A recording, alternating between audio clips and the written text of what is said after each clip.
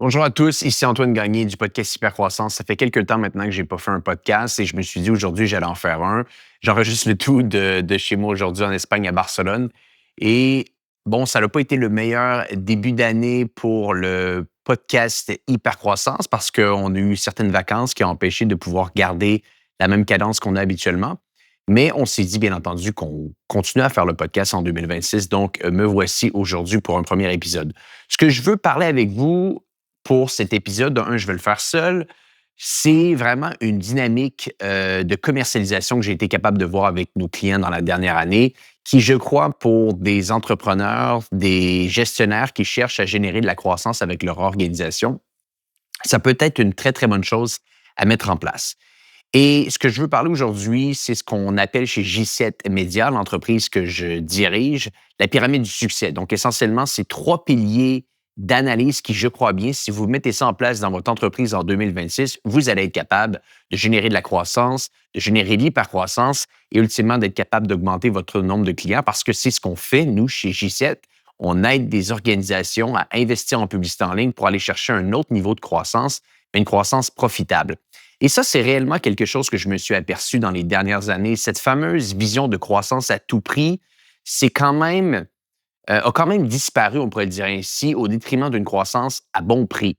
C'est-à-dire que les levées de fonds pour simplement aller chercher de la clientèle ne se font maintenant que pour des organisations à vocation technologique, intelligence artificielle, qui ont la possibilité ultimement de contrôler un marché complet.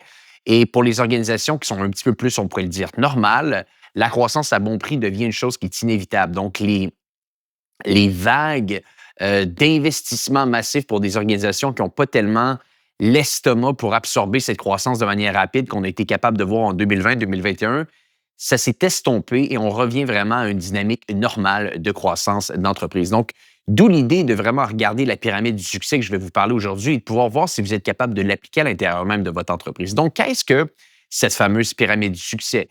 Chez G7, quand on regarde cette approche, on la divise, comme je l'ai mentionné, en trois piliers.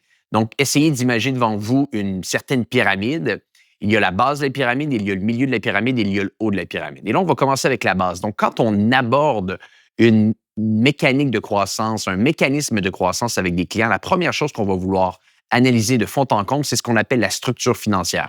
Donc, ça ne sert à rien de bâtir une stratégie de croissance, que ce soit avec des vendeurs, que ce soit avec des équipes marketing, que ce soit avec de la publicité, que ce soit avec des initiatives à froid, sans qu'on soit capable de comprendre de A à Z quels sont les tenants et les aboutissants de la dynamique financière et de la structure financière qu'on a devant nous. Donc, j'en veux pour preuve. Prenons dans le cas ici, disons, une entreprise qui va vendre en ligne. Eh bien, la première chose qu'on va toujours vouloir s'assurer avec ce type d'entreprise, c'est de comprendre certaines métriques qui sont importantes. Il y en a 12 qu'on regarde continuellement, mais je vais simplement vous en nommer quelques-unes aujourd'hui qui sont importantes.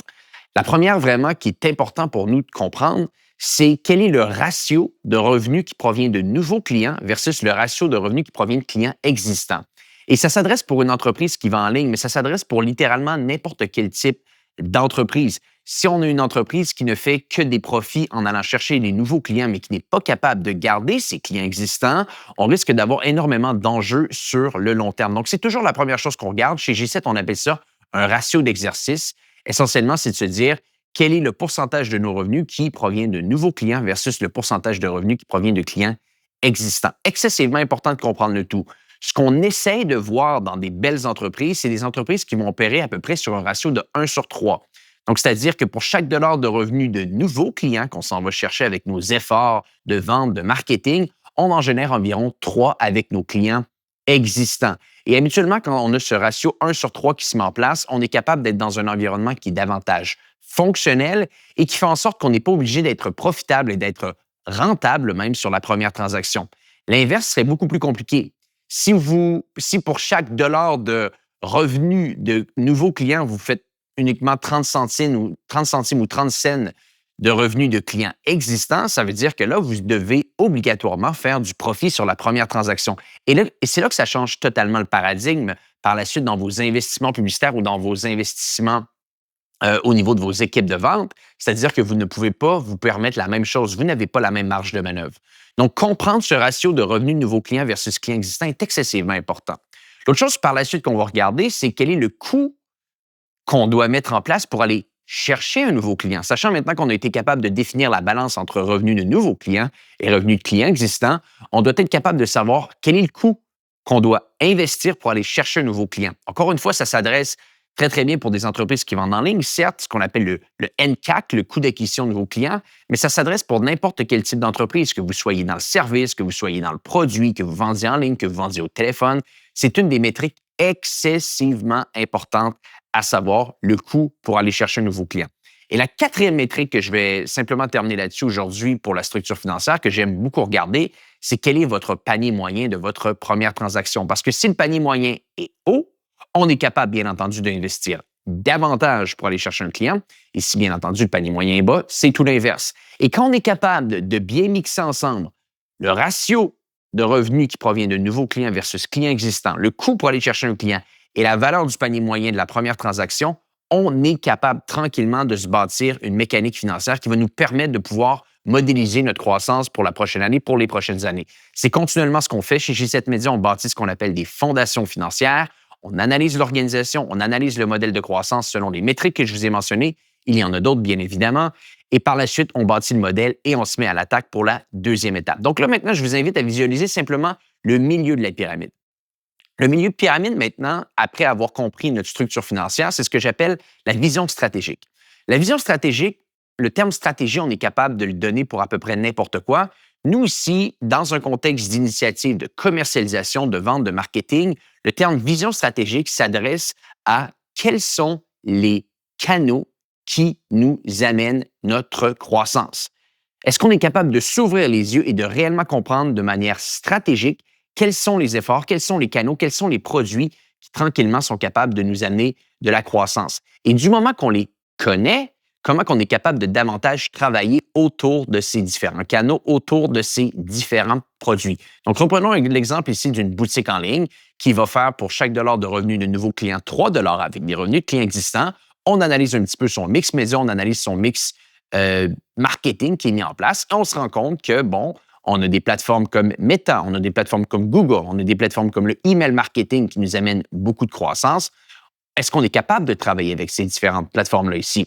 Et souvent, l'erreur que je vois dans un contexte de vision stratégique est le suivant, c'est qu'on est incapable de déterminer de manière excessivement précise quel canal est davantage fonctionnel qu'un autre. Et c'est souvent ici que beaucoup d'entreprises commencent à surcomplexifier la manière de s'y prendre. On veut installer des logiciels qui vont nous donner une attribution parfaite.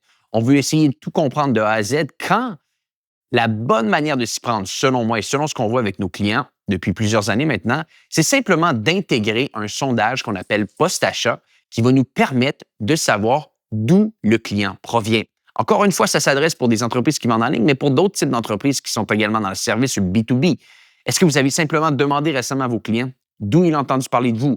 Ce qu'on appelle le coût d'acquisition déclaratif, donc quand le client déclare d'où il vient, est selon moi considérablement plus important que n'importe quel type d'intuition, n'importe quel type de coût d'acquisition qu'une plateforme publicitaire va vous dire.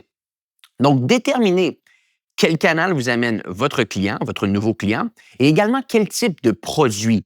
Et ça, c'est important. On a des produits qui sont des produits d'entrée, on a des produits qui sont faits pour que les clients réachètent, on a des produits qui sont faits pour maintenir le client, mais ces types de produits-là, souvent, encore une fois, dans un mix marketing, dans un mix de commercialisation, ils ne sont pas nécessairement structurés dans une séquence intelligente pour faire en sorte qu'on soit capable de répéter continuellement l'acquisition. Donc, si vous savez quel canal vous amène l'acquisition, si vous savez quel produit vous amène de l'acquisition, bien là, par la suite, s'intègre la troisième étape de notre fameuse pyramide du succès, ce que j'appelle l'exécution tactique. Donc là, encore une fois, visualisez une pyramide, regardez au haut de la pyramide et pensez au terme exécution tactique. Ici, bien entendu, tout repose sur l'exécution et l'excellence opérationnelle qu'on va mettre en place pour s'assurer qu'on soit capable d'impacter tout ce qu'on a été capable de mentionner plus tôt.